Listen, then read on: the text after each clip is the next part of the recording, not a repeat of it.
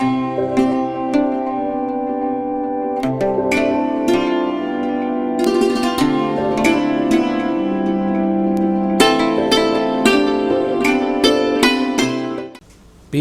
Channel వీక్షిస్తున్నటువంటి ప్రేక్షక అభిమానులకి నా యొక్క హృదయపూర్వక నమస్సుమాంజలు.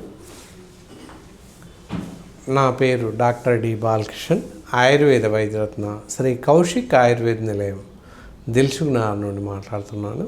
ఈ నేటి నవీన యుగంలో రకరకాల జబ్బులు వస్తున్నాయి. అందులో మరీ ముఖ్యంగా ఈ మధ్య కాలంలో ఫ్యాటీ లివర్స్ అని వింటున్నాం. గ్రేడ్ 1, గ్రేడ్ 2, గ్రేడ్ 3 అని చెప్పేసి వింటున్నాం. మరి ఫ్యాటీ లివర్ అంటే ఏంటి? ఫ్యాటీ లివర్ ఎవరికి వస్తుంది, ఎందుకు వస్తుంది, రావడానికి కారణాలు ఏంటి అనేది చూద్దాం. ఈ వ్యాధి వయసుతో నిమిత్తం లేకుండా, స్త్రీ పురుష భేదం లేకుండా ఎవరికైనా వచ్చే అవకాశం ఉంది. మధ్య వయసు దాటాక ఎవరికైనా వచ్చే అవకాశం అత్యంత అధికంగా ఉంది.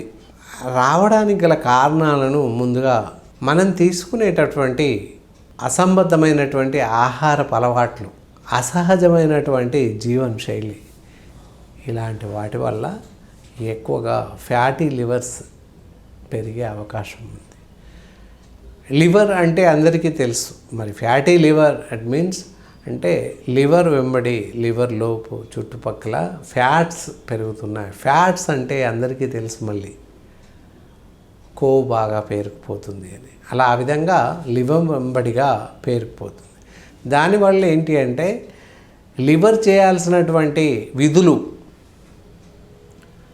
తగ్గే అవకాశం ఉంది. లివర్ పైన ఎక్కువగా భారం పడే అవకాశం ఉంది. కాలేయం పైన ఎక్కువగా బరువు పడే అవకాశం ఉంది. దానివల్ల ఇతరత్ర సరైనటువంటి ఫంక్షన్ సరిగా లేక, లివర్ ఫంక్షన్ సరిగా లేకపోవడం వల్ల ఇతరత్ర వేరే వ్యాధులు సంభవించే అవకాశాలు కూడా ఉన్నాయి.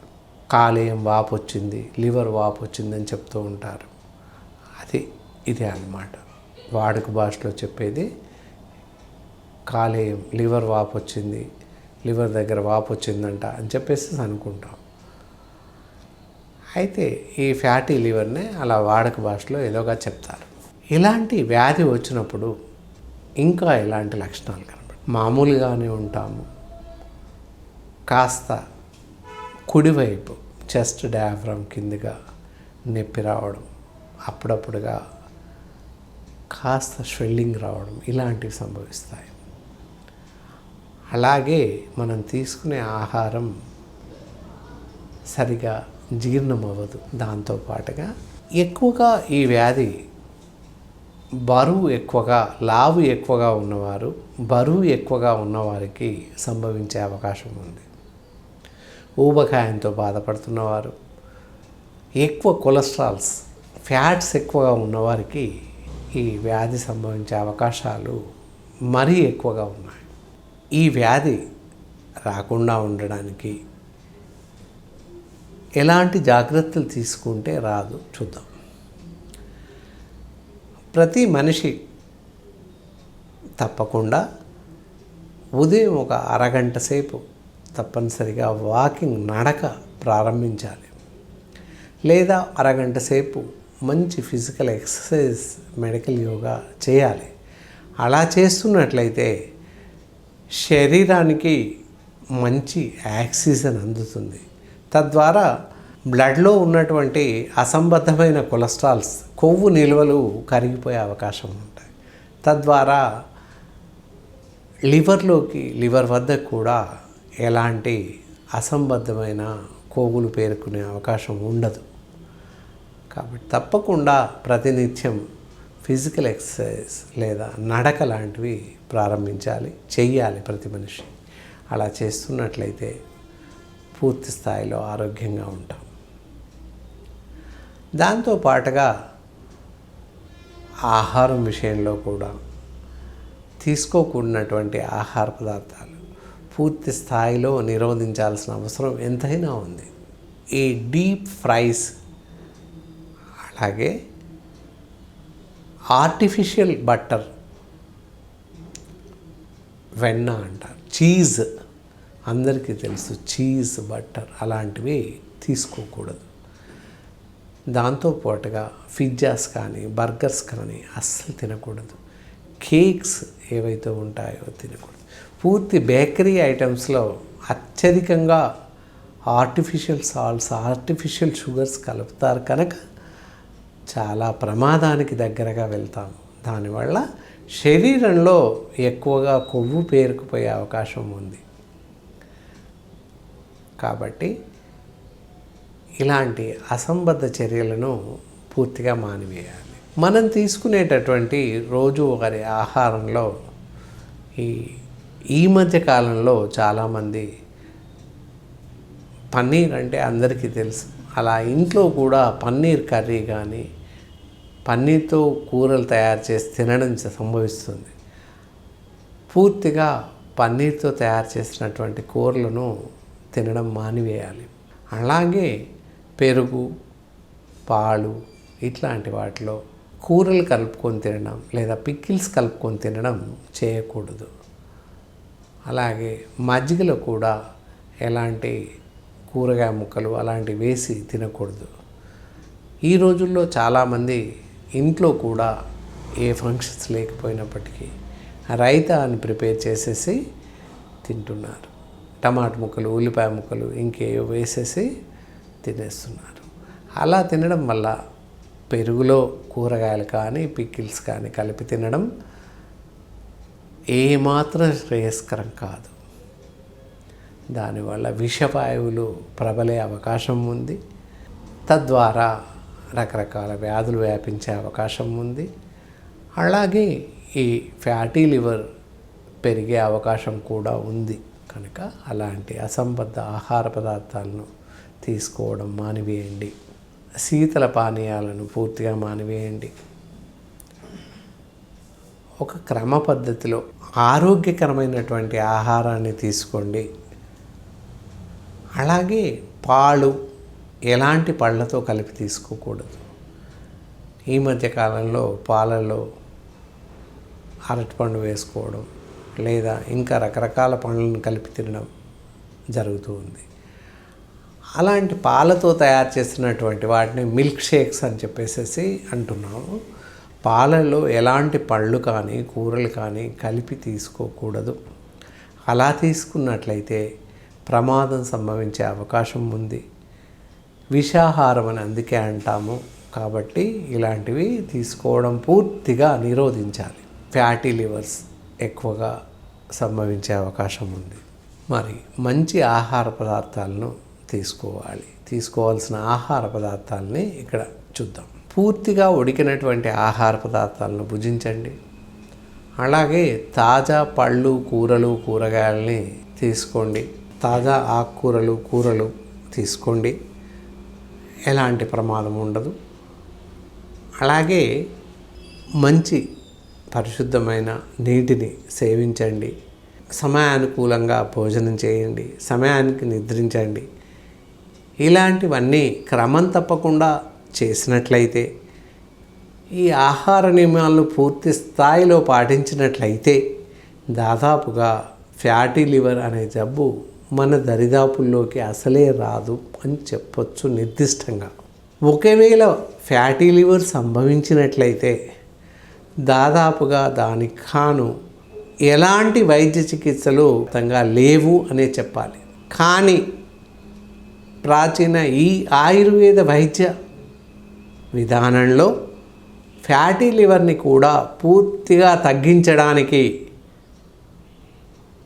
అన్ని రకాల వైద్య చికిత్సలు ఉన్నాయి అండ్ పూర్తి స్థాయి ఔషధాలు అందుబాటులో ఉన్నాయి. కాబట్టి ఇలాంటి వ్యాధి సంభవించినప్పుడు తప్పనిసరిగా అనుభవజ్ఞులైన ఆయుర్వేద వైద్యులను సంప్రదించి పూర్తి స్థాయి ఆయుర్వేద వైద్య చికిత్సలను తీసుకున్నట్లయితే ఈ వ్యాధి బారి నుండి పూర్తిగా బయటపడే అవకాశం ఉంది. దీనికి కాను క్రమం తప్పకుండా వైద్యుల పర్యవేక్షణలో పూర్తి స్థాయిలో మందులను వాడడం ఎంతైనా శ్రేయస్కరం. వీటిని మధ్యలో మానివేయడం ఏమాత్రం శ్రేయస్కరం కాదు. కనుక పూర్తిగా వ్యాధి నిరోధించే వరకు, తగ్గే వరకు కోర్స్ లాగా ఈ ఔషధ సేవనం చేయడం ఎంతైనా శ్రేయస్కరం.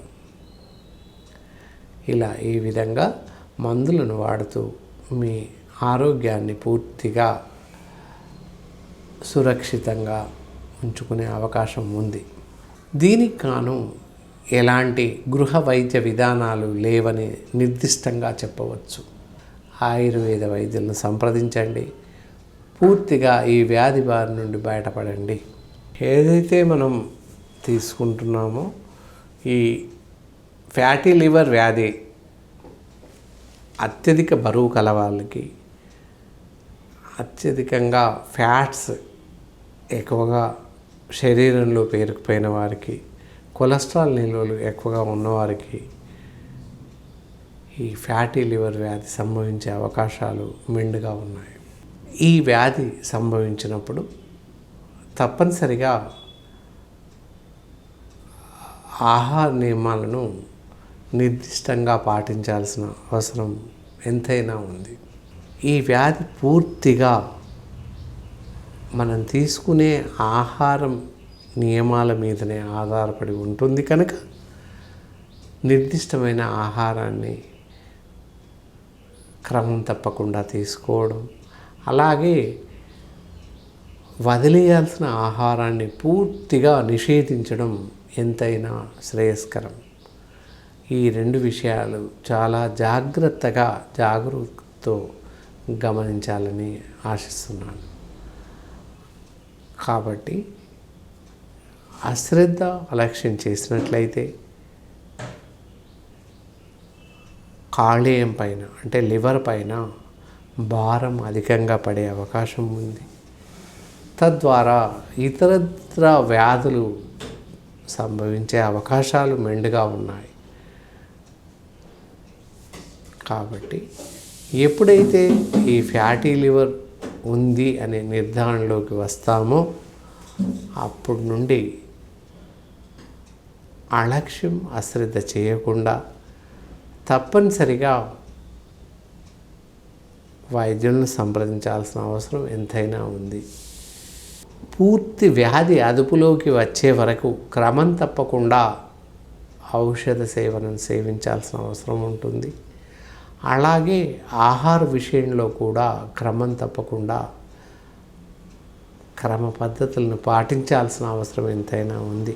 మనం తీసుకోవాల్సినటువంటి ఆహార పదార్థాల విషయానికి వచ్చినట్లయితే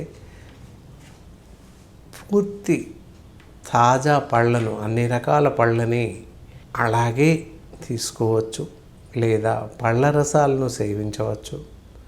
దాంతోపాటుగా పాలు ఉదయం, సాయంత్రం పాలను సేవించవచ్చు, చాలా మంచిది. అలాగే పెరుగుకు బదులుగా మజ్జిగని మనం తీసుకునే ఆహారంలో భుజించడం చాలా మంచిది. ఈ ఆహార పదార్థమైన పూర్తిగా ఉడికించిన పిదప మాత్రమే తీసుకోవాలి. అన్కుక్డ్ ఫుడ్ అంటే పూర్తిగా ఉడకనటువంటి ఆహార పదార్థాలను ఏమాత్రం తీసుకోకూడదు. దానివల్ల మనం తీసుకున్నటువంటి ఆహారం పూర్తిగా జీర్ణం అయ్యే అవకాశం లేదు. కాబట్టి ఇతరత్ర వ్యాధులు ప్రబలే అవకాశం ఉంది. అందువల్ల తప్పనిసరిగా పూర్తి స్థాయిలో ఉడికించినటువంటి, పూర్తిగా వండినటువంటి ఆహార పదార్థాలను తీసుకోవాలి. అలా తీసుకున్నట్లయితే తొందరగా మన వ్యాధి బారి నుండి కోలుకునే అవకాశం ఉంది. కాబట్టి అశ్రద్ధ, అలక్ష్యం చేసినట్లయితే కాళేయం పైన అంటే లివర్ పైన భారం అధికంగా పడే అవకాశం ఉంది. తద్వారా ఇతరత్ర వ్యాధులు సంభవించే అవకాశాలు మెండుగా ఉన్నాయి. కాబట్టి ఎప్పుడైతే ఈ ఫ్యాటీ లివర్ ఉంది అనే నిర్ధారణలోకి వస్తామో అప్పటి నుండి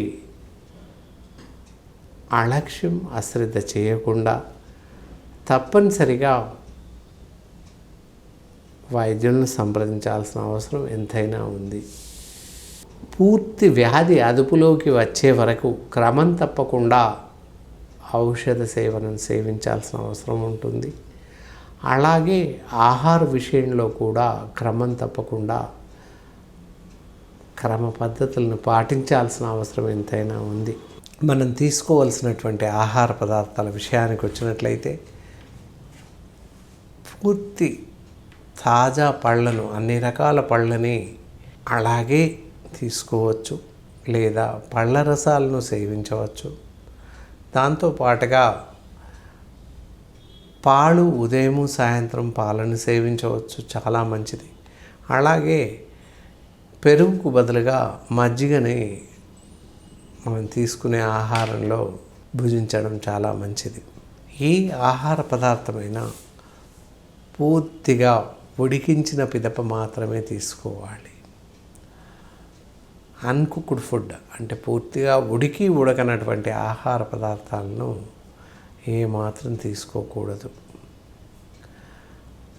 దానివల్ల మనం తీసుకున్నటువంటి ఆహారం పూర్తిగా జీర్ణం అయ్యే అవకాశం లేదు.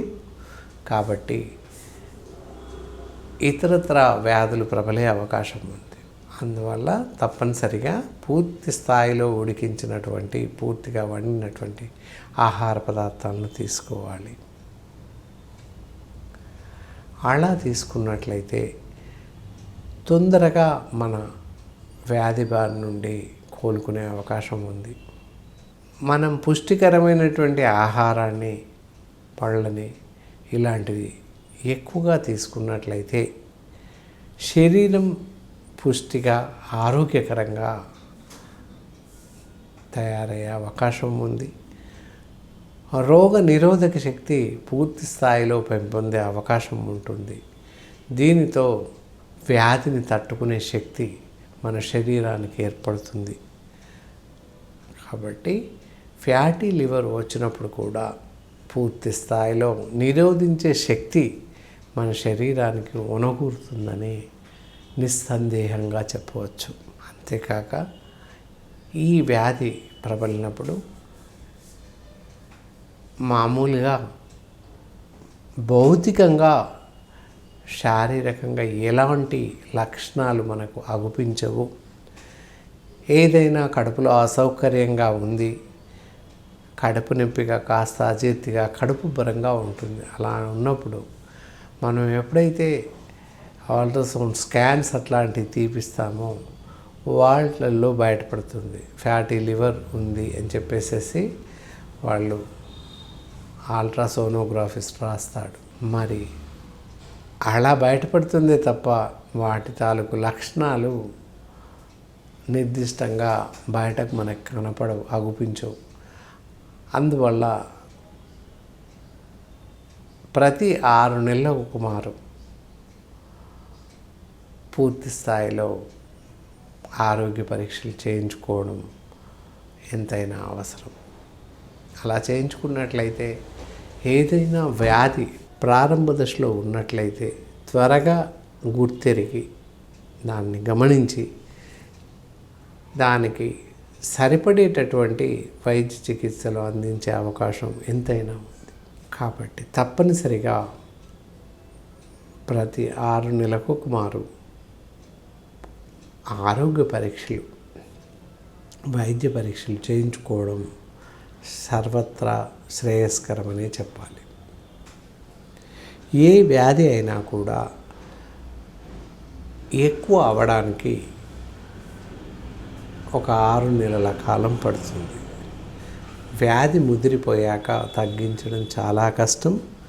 కొన్ని సందర్భాల్లో తగ్గించే అవకాశాలు పూర్తిగా కోల్పోతాం. ఇలా ఈ విధంగా క్రమం తప్పకుండా ఆరోగ్య పరీక్షలు నిర్వర్తించుకున్నట్లయితే ప్రారంభ దశలో వ్యాధిని గుర్తెరిగి దానికి సరిపడేటటువంటి వైద్య చికిత్సలను పూర్తిగా అందించే అవకాశం ఉంది. కాబట్టి నిర్లక్ష్య ధోరణిని వదిలి అలక్ష్యం, అశ్రద్ధ చేయకుండా ప్రతి 6 నెలలకు మారు వైద్యులను సంప్రదించండి. మీ పూర్తి స్థాయి ఆరోగ్య పరీక్షలను నిర్వర్తించుకోండి. దానివల్ల మీ ఆరోగ్యం మీ చేతుల్లోనే ఉంటుంది.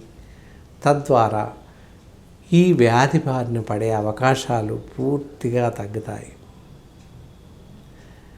ఈ పద్ధతులన్నీ పాటిస్తూ, జాగ్రత్తలు పాటిస్తూ, ఆహార విషయాల్ని పూర్తిగా కూలంకుషంగా పాటించినట్లయితే, అలాగే ఔషధ సేవ విధానం వైద్యుల సలహా మేరకు మీరు తగ్గే వరకు మందులను వాడినట్లయితే వ్యాధి నుండి పూర్తిగా బయటపడే అవకాశం ఎంతైనా ఉంది.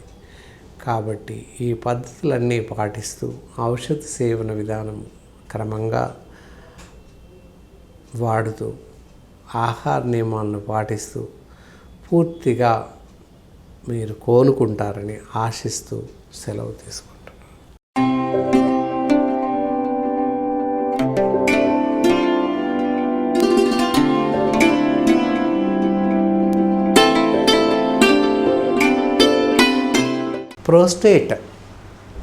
Prostate gland, it is some type of hormones gland.